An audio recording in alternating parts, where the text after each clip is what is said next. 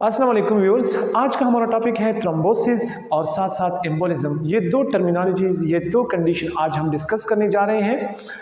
Thrombosis ये एक cardiovascular disease है या एक कार्डियोवास्कुलर कंडीशन है जिसमें the act of formation of blood clot in a vein mostly in legs region is called thrombosis. Thrombosis असल में एक ऐसा कंडीशन है, एक ऐसा प्रोसेस है जिसमें ब्लड क्लॉट हो जाता है हमारे वेन्स में और स्पेशली लेग्स रीजन में जहाँ पर ब्लड क्लॉट होता है।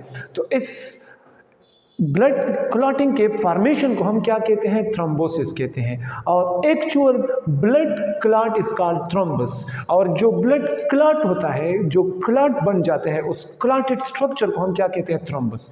तो चलिए मैं आपको डायग्राम से क्लियर करने जा रहा हूँ।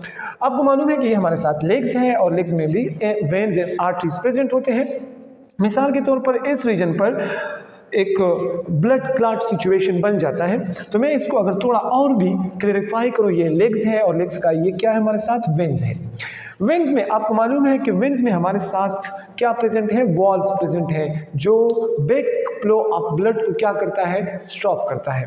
तो इस वॉल्व्स के ऊपर बाज कंडीशन या बाज हालत में कैल्शियम, पोटाशियम, कोलेस्ट्रॉल, फैट्स वगैरह डिपॉजिट हो जाते हैं और इस रीजन पर, इस वॉल्व्स के ऊपर वाले रीजन पर क्या बन जाते हैं?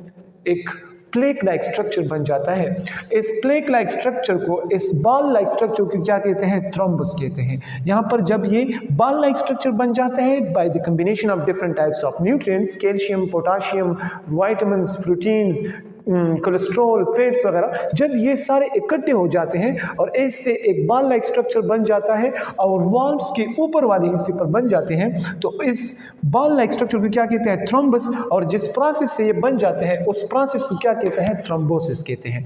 इसके बाद जब ये थ्रोम्बस बन जाता है तो ये वॉल्व्स फिर वैसे नहीं रहते जिस तरह इसको होना चाहिए।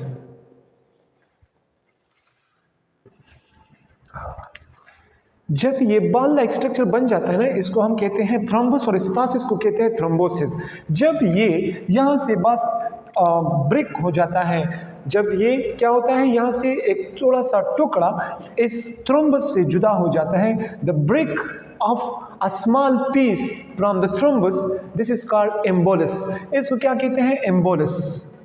ये एम्बोलिस क्या है? जब इस थ्रोम्बस से एक छोटा सा टुकड़ा पार्ट डिटेच हो जाए, ब्रेकअप हो जाए और ये ब्लड में फिर फ्रीली मूव करता है, फ्रीली ये ब्लड के साथ जाता है। तो इस बॉल लाइक स्ट्रक्चर को जब ये इस थ्रोम्बस से जुदा हो जाता है तो इसको कहते हैं एम्बोलिस। और जब ये फ्लो करता है ब्लड में different parts of the body को, ये क्लॉटेड स्ट्रक्चर मूव करता है, तो इसको कहते हैं एम्बोलिज्म। आपको समझ आ गया? थ्रोम्बस और थ्रोम्बोसिस, एम्बोलिस एंड एम्बोलिज्म। एक थोड़ा सा रिव्यू।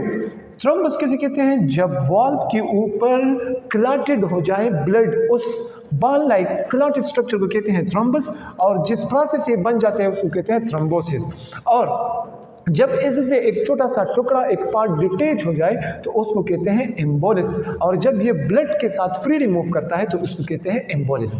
अब इसके काजेस की तरफ आते हैं कि ये क्यों काज होता है, इसके काजेस क्या है?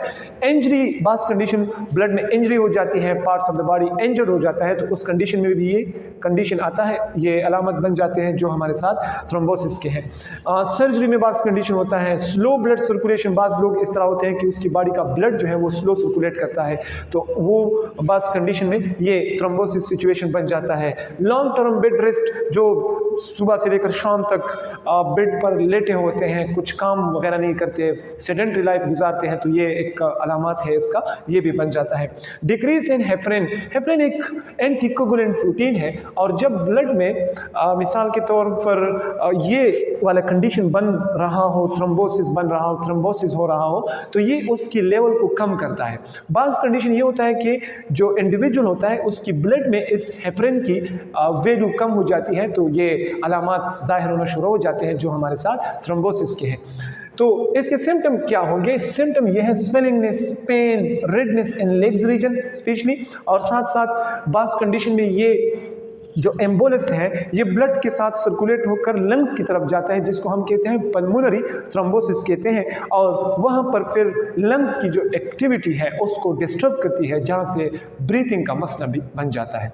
तो इसका ट्रीटमेंट ये है कि आपने सेडेंटरी लाइफस्टाइल नहीं करना है, अपने लाइफस्टाइल को चेंज करना है, और लाइफस्टाइल के साथ साथ आपने मेडिकेशन भी लेना है, और डिफरेंट टाइप्स ऑफ सर्जरी भी इसके लिए अवेलेबल है जो इस ट्रीटमेंट के लिए यूज़ होते हैं। तो यहाँ तक का ये थ्रोम्बोसिस, एम्बोलिज्म और फिफ्थ टॉपिक में हमने एथेरोस्क्लेरोसिस के बारे में डिस्कस किया। अगर इन तीनों टॉपिक के हवाले से आपको कोई क्वेश्चन हो तो कमेंट सेक्शन में ज़रूर कीजिए।